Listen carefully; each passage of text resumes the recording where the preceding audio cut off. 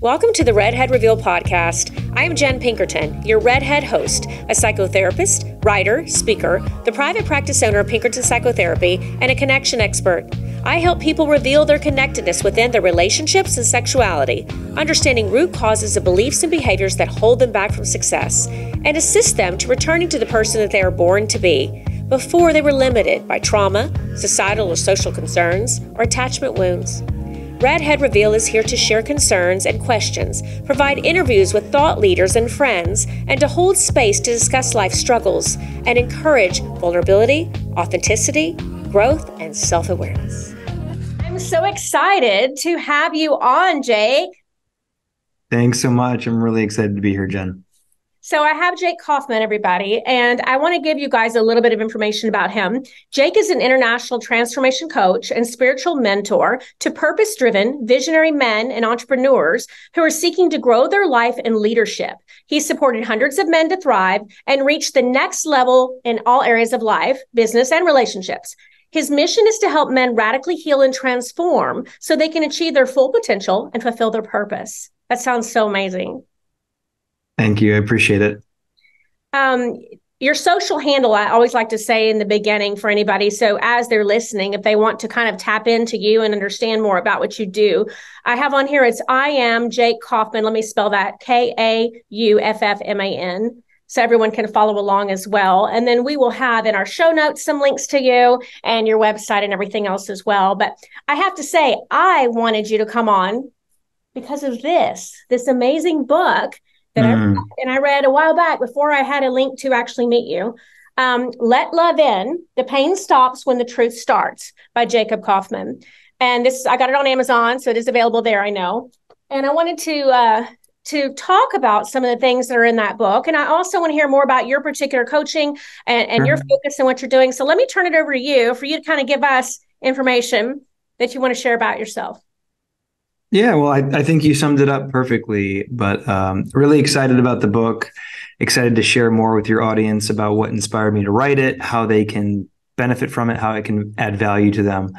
But you summed it up perfectly. You know, my goal is to support men transform from the inside out so that they can achieve higher levels of success, but also peace and fulfillment. You know, peace that's something when you mention that, a lot of people, I think, in our space that we're both share in this mental health and this leveling up space, miss that component of it. And that peace part, I think we can experience that and we tap into that when we have experienced a life where we did not have that peace. And, Sure. You know, your book really dove into that and it spoke to me in so many ways because of the trauma that you've endured and the way you've overcome that. And I imagine that gives you such a unique perspective to be able to share that with people that you're working with. Yeah, well, I played the high performer game for an incredibly long period of time, which allowed me to be incredibly successful. But at the end of the day, I didn't know peace. I wasn't happy. I wasn't fulfilled, which forced me to go on this journey, if you will, this interpersonal journey, this spiritual journey that brought me into a relationship with a higher purpose and a higher power, which seems to be the only two things that allow for that to happen in our lives, you know. And I'm very convinced that, you know, if the first half of life is all about self-realization and individuation and the pursuit of success and achievement, the second half is all about transformation and transcendence, where we come into a relationship with a higher force for living. And that's what spirituality provides us. That's what a higher purpose provides us. I couldn't agree more. I really love the way you said that too. I want to touch on in the beginning when the book, you mentioned how, I think it started off early on in one of the early chapters, but I quoted here, and I wrote it down. You said, love once felt entirely unsafe to you.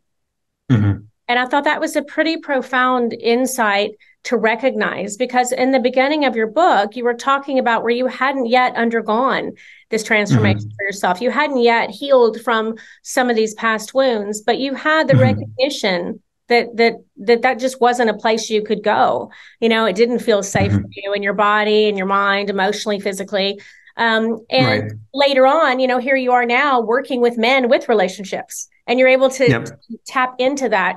What can you share with me more about kind of that feeling about that lack of emotional safety that you? Sure. Well, that's the ultimate alchemy, isn't it? Is Yeah. in transforming and turning pain into progress or purpose. And so I appreciate you that acknowledgement. But in terms of what I went through, to kind of key the listeners in, obviously you've read my book, so you know.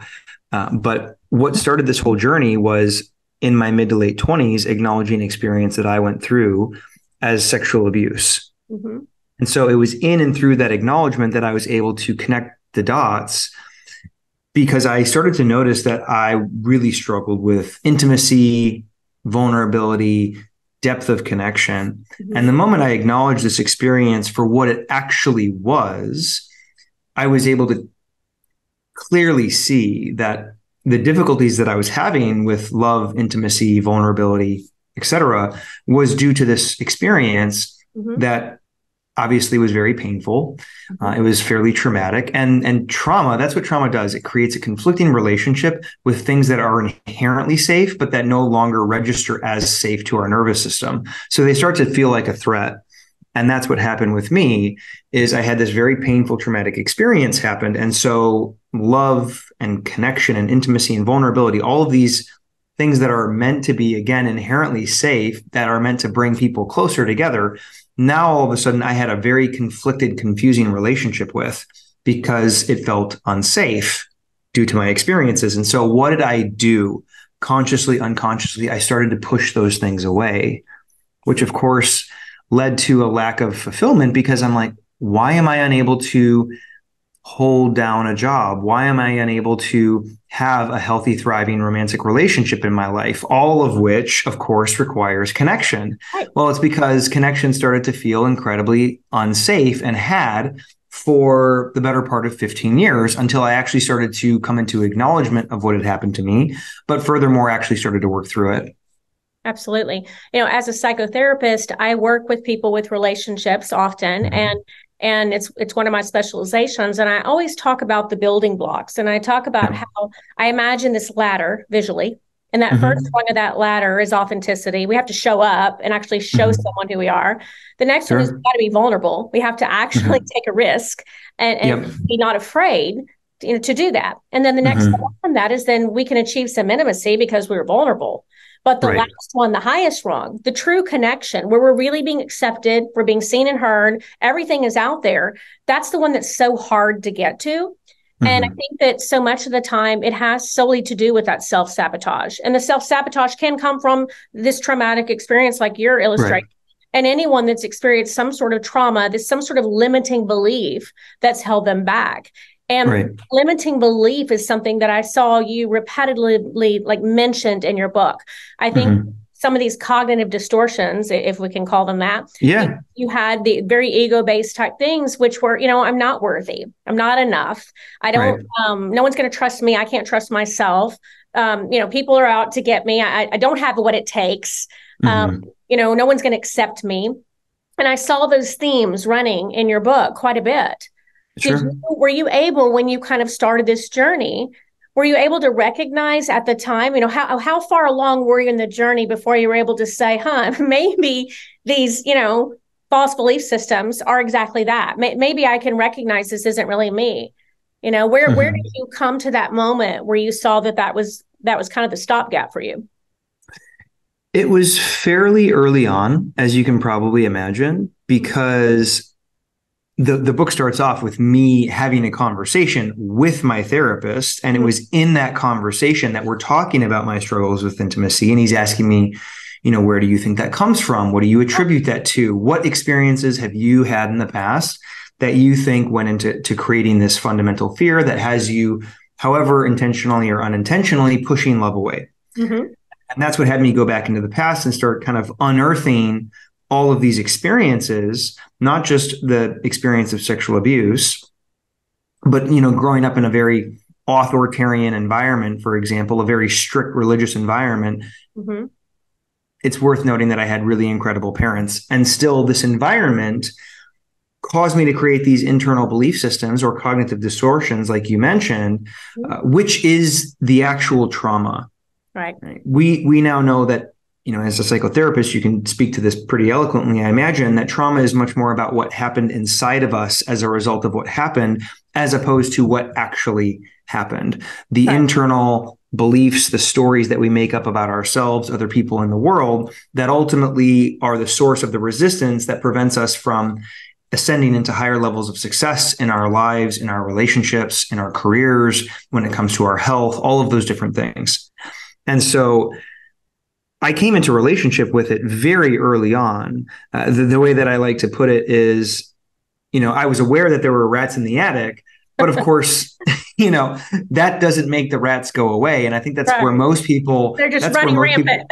Correct. That's where most people get stuck. Mm-hmm. They come into new levels of awareness and they think they've achieved a breakthrough, which hasn't actually happened. They've had an epiphany about what's stopping them, what's holding them back in life, in business, in relationship.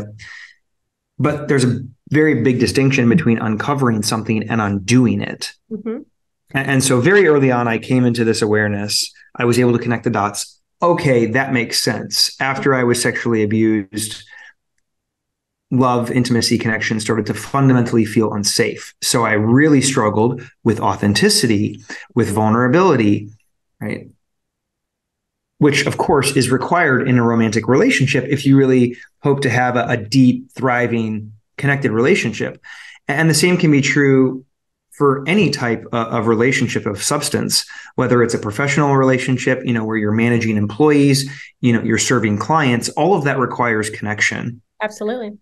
And so all of this made for some pretty severe interpersonal conflicts where I really struggled to open up and connect on a deep level with other people that had me unconsciously push away romantic partnership at a certain point, right? I started to self-sabotage, which, for all of our listeners, taking it apart, right? Right. Yep. Exactly. And for all of our listeners, and just so we're on the same page, self-sabotage is just self-protection. It's an unconscious attempt to return to safety and familiarity. Mm-hmm. And for me, what felt safe was distance. Mm-hmm. Right. Right. So, of course, I held everyone at arm's length because that's what felt safe, because the story that I had made up in my mind after my abuse was that if I allow people in, if I connect with people on a really deep level, what are they going to do? They're going to hurt me. They're going to take advantage of me. They're going to betray me, because that's what my experience has taught me. Mm-hmm. But all of this created, it prevented me from excelling in all of the different areas in my life. And so if I wanted to receive more, if I wanted to attract more, create more, it required that I go in search of the barriers that within me that stood against those things, that prevented those things from happening, and that were ultimately the source of the resistance that prevented me from achieving those higher levels of success. Exactly. And you mentioned something that I always like to focus when I have a guest that refers to this. You talked about how your parents, did a great job. And so oftentimes there's this blame game, with our parents. Sure. And I fundamentally believe that most of the time, almost most of the time, most parents do the very best they can with what they have.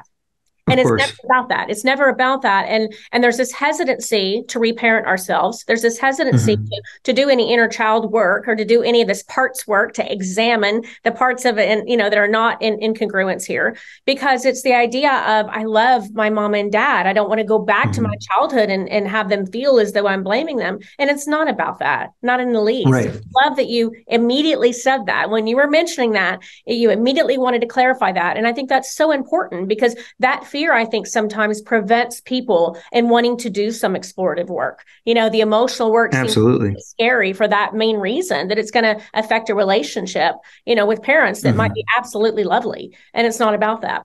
So I think it's really important that you mentioned. Another part of that too was that when you're talking about actually going in and doing the work, in your book, you mentioned the grief, sitting with the grief and understanding grieving the actual experience, because as you also mentioned in the book, and I refer to often on this podcast, I refer to the When the Body Keeps the Score book, because I feel like it's such a profound example for people who have no idea how we store trauma in the body, and how we hold that, and how our nervous system, that's supposed to be our best friend, actually becomes our worst enemy. And so much of that work is unlearning that and teaching your body, not just mentally, but teaching your body that you're safe. And you really focused on that significantly in your book, I felt like. Tell me kind of more what your thoughts are about that. Yeah, well, I think you said it great. The issues are in the tissues. Whenever we experience trauma, we not only experience it experientially, but the trauma produces certain toxins in our body. And if we don't work to transmute those toxins, right? For example, through crying, because like stress hormones literally are in our tears. They discovered this decades ago. Yes. If we don't do the necessary work to grieve that experience and transmute and release the emotion, those emotions and the energy attached to those emotions, because every emotion has an energetic frequency attached to it, we suppress them inside of our body. Right? And this is why, you probably heard people before going to get a massage, and the masseuse, the therapist presses in on a certain part of the person's body and they have an emotional reaction to that because there are certain emotions being stored in the muscle tissue fibers and the fascia. Right, exactly. And this is how the propensity, at least for addiction, is passed down. There's this misnomer that, for example, alcoholism is genetic. That's not true. We used to believe that it's the predisposition to addiction that is passed down genetically because of the repressed emotions that are passed down through someone's lineage and their DNA that then determines whether or not, or the likelihood someone will be prone to addiction. And so I couldn't agree more that, and it's so crazy that we're still learning so much about trauma and how it impacts us, not just from, an experiential perspective, but from a physiological perspective and a neurological perspective and the science of it. But what I will say is if we want to receive more, we have to be willing to grieve more, because it's through grieving that we alchemize our experiences, that we transmute the emotions, and we separate experience from emotion. Right? So that now all of a sudden these incredibly painful experiences, these traumatic experiences, are reconciled. Right? If we don't reconcile the pain from the past, what will we do? We will recycle it in the present moment. Yeah. And so now I'm in a position, after years of working on myself and healing and transformational work, I'm able to look back on that experience and say that was one of the best things that ever happened to me, because it put me on the path to serve men in the way that I do today, to support them through their interpersonal limits so that they can live up to their true potential. Yes. And that's why I wrote this book. I could have called it Let Success In, Let Abundance In, Let, health in. But that didn't seem to resonate nearly as well as Let Love In. Right. But the reality is our primary task should not be to pursue love or success. It should be to seek after and uncover the barriers within us that stand against it. Right. It's to me, it's about returning to the person we're born to be before we were limited by trauma and all the other things that affect us. It's returning to that's what we're born to do. We're born to thrive and to excel and to live this life that feels fulfilling and peaceful and amazing and joyful. And if we're stuck, if we're limited in any way from any of that, there's something there. I think that's right. When people think, do I need help? Well, that's the question. Are you thriving? Do you feel peaceful? Do you feel joyful? Do you feel a sense of happiness in your life based on those tenets, not the false sense of happiness about money or success or power, more so about how you feel in your body? And to me, that is the most profound message that I try to share with people in any way possible. And it sounds like you're also doing that same kind of message. And I think it's so important, specifically because you focus with men. And I find that with men, vulnerability is still very scary. Even knowing who we are and how much people have learned about that, vulnerability in itself, I think is becoming, it's that barrier, I guess, for a lot of people and a lot of men specifically to move forward with that. How often do you find that when you start working with a client, that is the immediate, barrier there? Yeah, well, I am a true believer that the beginning of men's work starts with the question, what have you been doing with your pain? Because whenever a coaching client comes to work with me and they say, I want to achieve this, or this is the goal that I have that I want to attain, and I want your support in getting there. First and foremost, we have to start the conversation with, okay, well, what has been getting in the way of you accomplishing that on your own? Mm-hmm. Right. If you're overweight, we have to talk about like what are the habits and behaviors that have contributed to that result before we talk about, okay, these are the new habits and behaviors that you need to adopt. Because if we don't do the necessary cleanup work, they are, and studies, a lot of studies show this actually, that over 90% of people, once the coaching, the accountability, and the support is removed, they're going to return to their former level of habits and behaviors. Right. And so, if all we do is adopt new habits and behaviors, we're building on top of a faulty foundation. Exactly. Right? And so we have to go into the person and the painful experiences that have shaped that person and the beliefs, the limiting beliefs that they continue to carry around, the unconscious adaptations and overcompensations that are not genuinely, authentically them, but simply adaptive traits in order to avoid pain that cause us. I mean, everyone's addicted to something. Absolutely.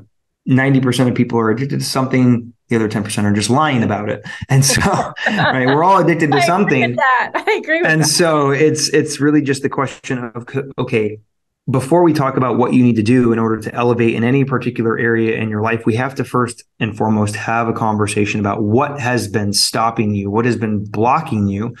And unfortunately, and for most people, that looks like going back into the past to ensure that you've reconciled the pain from the past so that you don't continue to bring it into the present moment and self-sabotage and choose into unhealthy habits and behaviors, make decisions that are going to limit you or prevent you from reaching your full potential. Exactly. And do you find sometimes when clients say, I don't have any pain, I'm good. I just feel stuck. Maybe I'm not achieving my goals, but I'm good. I don't have any pain. I don't have any hurt. Sure. What do you do with that? Well, what do you attribute the stuckness to? Mm-hmm.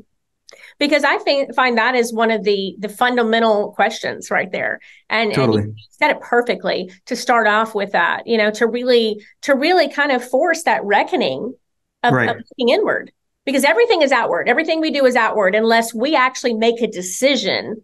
Correct. Yep. Mm-hmm. It's super easy. Nobody's stuck. They're scared. Yes. The reason people are quote unquote stuck is because they're caught up in indecision, because decisions create momentum and momentum moves us forward. Mm-hmm. So when someone tells me that they're stuck, what they're really saying is that I'm indecisive in this moment. Well, why are you indecisive? Because there's some fear there. There's some fear around, like, if I make this decision, what's going to happen? What is the outcome going to be? How is that person going to respond? What are they going to say? What are they going to think of me? Right. Well, that limiting belief, that fear is rooted somewhere. We're only born with 2 innate fears, biologically hardwired into us: the fear of falling in loud noises. Mm-hmm. Everything else is learned. Mm-hmm. So if someone comes to me and says, I don't have any pain, well, then I would say your ego is doing a great job. Yeah, because rocking. Right. Yep. Because the primary goal of the ego is to maintain the status quo. And how does it do that? It hides the truth from you. So of course you're going to tell me that you don't have any pain, and yet you're still stuck. Mm-hmm. Right. Again, and you're stuck because you're being indecisive. And the only reason that you're being indecisive is because fear is running the show. The ego is running the show.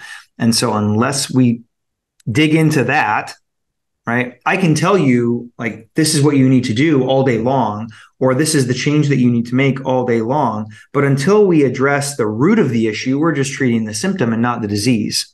Exactly. And the origin point is what matters. I mean, that's where we have to go with where it starts. And you mentioned also in your book about one of the things about choosing a new life is that you have to live it every day. You have to continually show up, consistently choose to live that life. Otherwise, the ego, it comes right back up. And all of those bad habits and all the things we all those maladaptive coping skills that we all employ, they're right there ready to pick back up where we left off. Yep, absolutely. Absolutely. And that's where healing comes into play, right? Like you essentially just alluded to. And this is kind of one of the biggest misnomers that, especially in the coaching space, people get caught up in, is they want the transformation, but people don't realize that you have to heal before you can transform. Right. Nobody wants to hear that because it's inherently difficult, because as we pointed out, it requires that you go into the depths of your pain and the limiting beliefs that are currently stopping you. That's uncomfortable. Right. So nobody wants to hear that, like, if you want to accomplish your goals, if you want to reach a higher level of success, you want to get to the next level, you first have to address what's going on over here. A lot of which you are likely unconscious to, because that's how your ego maintains the status quo. It's going to hide these things from you, and it's going to keep them in your blind spots. And so that's why you need to hire a coach to point out those blind spots that are preventing you or blocking you from experiencing a higher degree of love, intimacy, success, opportunity in your life. Absolutely. And we live in such an instant gratification society too. And I think that comes into play also. It looks like this might take too long. This might be too much work and it might take too long. Sure. Yeah. So where's my quick fix? I want my quick fix. Yeah. We're especially in the modern world, in the United States, especially, we're very addicted to dopamine, right? Yes. Which is what social media, which is what smartphones have conditioned us to. A short burst of information, that quick little burst correct. Makes feel good and distract us and deny us from everything else. Absolutely. And so, on some level, we seem incredibly resistant to, I'm not going to say hard work, but being able to effectively navigate the phase of conscious incompetence, which is where we always start when it comes to learning a new skill, whatever that new skill is, right? There's always this phase in the very beginning where you're aware of the skill that you need to have, but you're not yet proficient at it. Right. And that's where you're forced to meet yourself and who you have become as a result of what's happened to you. And you have to experience the emotions attached to that. That can be incredibly difficult, which is why growth in the very beginning is always really messy. It's inherently uncomfortable. And one could go so far as to say even painful. And we have a really difficult time working through and breaking through that stage because we've been so conditioned around comfort, instant gratification, and we're so addicted to dopamine that the minute we come into a relationship with something that doesn't feel good, for the vast majority of people, our first instinct is to run away from it rather than to press in and lean into it. Yes. Right. And we could do a podcast episode just around this. Let's be honest. Were you ever taught how to be angry? I wasn't. No. It wasn't safe for me to feel angry. I learned very early on that anger was not an emotion that was going to be welcomed. And I accepted the inheritance given to me, which was, we don't talk about those things. Sure. But when you think about it, anger is the key to happiness. Because the more I work out, resolve, and reconcile my anger and what produced it and what's beneath it, the easier time I have in accessing happiness. Because anger blocks happiness. It blocks everything. Correct. Right. Yeah, absolutely. I'm just using happiness as an example right now. And so anger is the key to happiness. But we have a really horrible relationship with conflict and tension and things like anger because we're not taught how to deal with them. We're not we're not taught how to effectively approach those things. Right? And especially for men, a lot of this has to do with the fact that no one initiates us in this culture. Right. Where we cross this threshold from boyhood into manhood and all the lessons that we need to learn in order for that to happen. And so we have this very cognitive distortion with uncomfortable emotions, with painful emotions, things like anger. So we would much sooner repress those things, avoid dealing with those things, than lean into and address them, which is why I always say to my clients, the breakthroughs that you're looking for, the growth that you're looking for is found on the other side of the things that you avoid. 100%. You said that so succinctly, and I agree with that. And it's the thing that people are the most afraid of, Right. Every time. I mean, every time. I think Mhm. also when there's a large degree of disassociation from whatever Mhm. the trauma is, that's one more thing that's just so in the way, because it's kind of like this idea of it didn't happen. And if it did, it's so minimized that it's just not even important. Right. And I think getting through that, getting past that is Mhm. really hard. And I know you mentioned you disassociated, Right. as well from your trauma. And, what you Yep. went through is so unbelievably difficult. And I think that was one of your coping skills, obviously, is to just minimize it or pretend or act as though it just is not a big deal. Yeah, exactly. Avoid it. Mm-hmm. Right. Mm-hmm. No child is safe to feel that they are unsafe. Mm-hmm. At 12 or 13 years old, I didn't have the mental resources to know what to do with that pain, with Right. that humiliation, the embarrassment, the sadness, the anger. Mm-hmm. And so I had another podcast host ask me this recently. They were like, if you could go back and tell your former self, how to deal with this, what would you say to them? And I would say you did the best job that you possibly could have, because what never happened again as a result of how I approached that experience and how I coped with it. I was never abused again. So Right. clearly it worked, Yeah. right? It worked, but it didn't work because it had me put up all of these walls between me and other people. It had me wear all of these various masks Mm-hmm. that were simply a representation of who I thought I needed to be, Right. such that I never got hurt again. Mm-hmm. But also I thought would make me successful, right? So I became this hyper vigilant doer who was very bent on success and achievement and accolades, which was really just an overcompensation to dealing with my pain.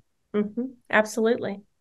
This has been so amazing to learn kind of this more deeper dive. And I have to, again, kind of show this one more time, because we do have a YouTube where it's on video as well, but I want everybody to see it. I'm visual. And when I see the cover of a book, it helps me remember Yeah. what I'm looking for.